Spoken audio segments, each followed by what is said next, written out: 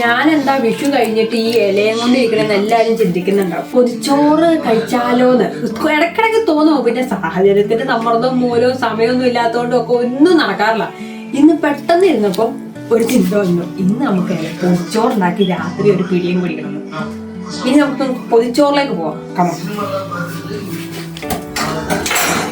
നല്ല ചോറ്.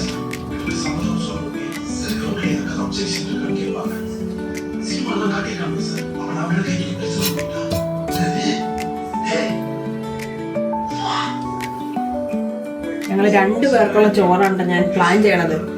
ഞാൻ ഒറ്റയ്ക്ക് ഇന്ന് ശരിയാവില്ല. ചോറിട്ടിട്ട് കുറച്ച് മീൻകറിയുടെ ചാറ് ഒഴിക്കാൻ പോണേ.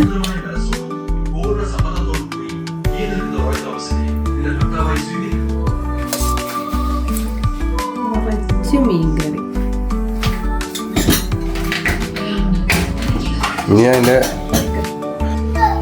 ഇനി കുറച്ച് ചിക്കൻ വറുത്തത്. ഒരു കഷ്ണം കൂടി ഇട്ടോട്ടെ. ചിക്കൻ വറുത്തത്,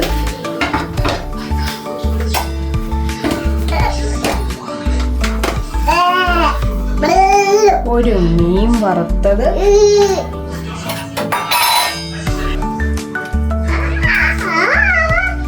ചമ്മന്തി. എന്ത് ചമ്മന്തിയാന്ന് മാത്രം എന്നോട് ചോദിക്കരുത്, എനിക്കറിയാൻ പാടില്ല. ചേട്ടൻ എന്തൊക്കെയോ ഉണ്ടാക്കി വെച്ചേക്കുന്നത്. ഇനി ലാസ്റ്റ് ഒരു വലിയ ഓംലെറ്റ്. ഇതാണ് നമ്മുടെ മെനു. ഇനി നമ്മൾ എന്താ ചെയ്യാൻ പോണത്? ഇനി ഇതങ്ങോട്ട് മടക്കാം. നാട്ടിലെ പോലെ പേപ്പർ ഒന്നും ഇല്ല, അല്ല മറ്റേ ന്യൂസ് പേപ്പർ ഇല്ലാത്തത് കൊണ്ട് ഞാൻ ഇതിനകത്ത് തന്നെ വെച്ചിട്ടാണ് സെറ്റ് ചെയ്യണത് കേട്ടോ. എനിക്കറിയില്ല എങ്ങനെയാവുന്നൊന്നും. ഒന്ന് പരീക്ഷിക്കാം. കൊതി തോന്നി കഴിഞ്ഞാൽ ട്രൈ ചെയ്യണ്ടേ.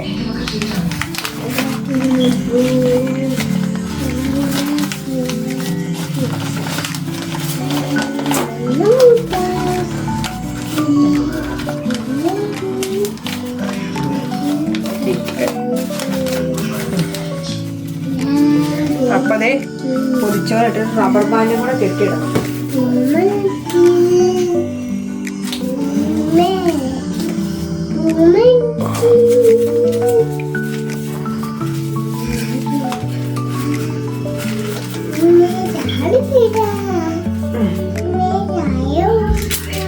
പേപ്പർ ഇല്ലാത്തതുകൊണ്ടാണ് ഇത് റബ്ബർ ബാൻഡ് വെച്ച് സെറ്റാക്കി വെക്കണം.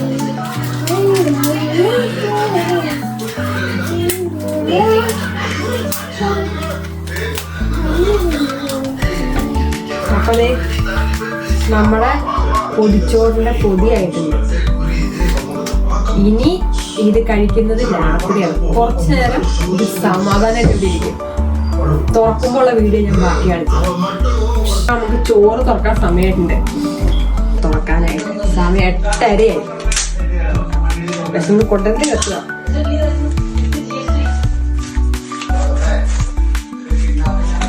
കൈ മറ്റു മോനെ.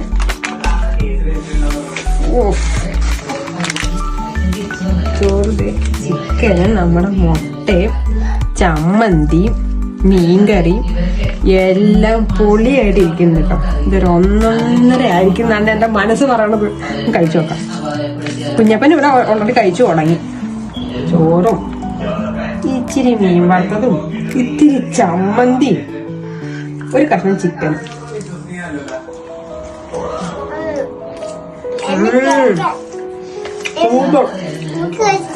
എന്റെ അമ്മോ, ഞാൻ ഉണ്ടാക്കണ ഇത്ര ടേസ്റ്റ് ആയിട്ടാണ്. ഞാൻ പുറത്തുനിന്ന് മേടിച്ചു പൊതിച്ചോറ് വെച്ചോണ്ട്. ഇനി നമുക്ക് ഇത്തിരി നമ്മുടെ ക്യാമറമാനും കൊടുക്കാം. കമോൺ ക്യാമറമാൻ പറ്റുള്ള കഴിച്ചു നോക്കട്ടെ. കമോൺ.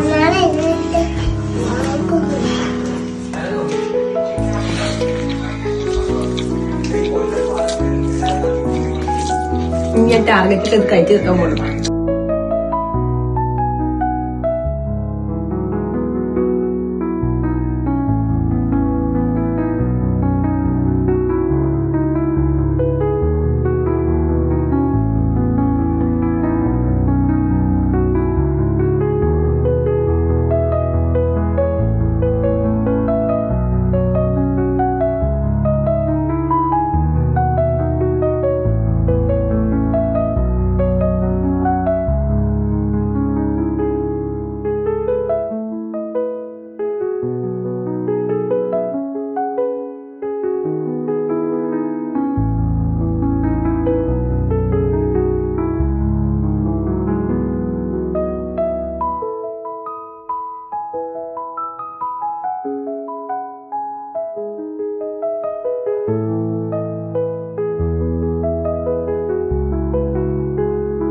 അപ്പൊ ഇന്നത്തേക്കുള്ള ഇത്രയേ ഉള്ളൂ നമ്മുടെ വീഡിയോ.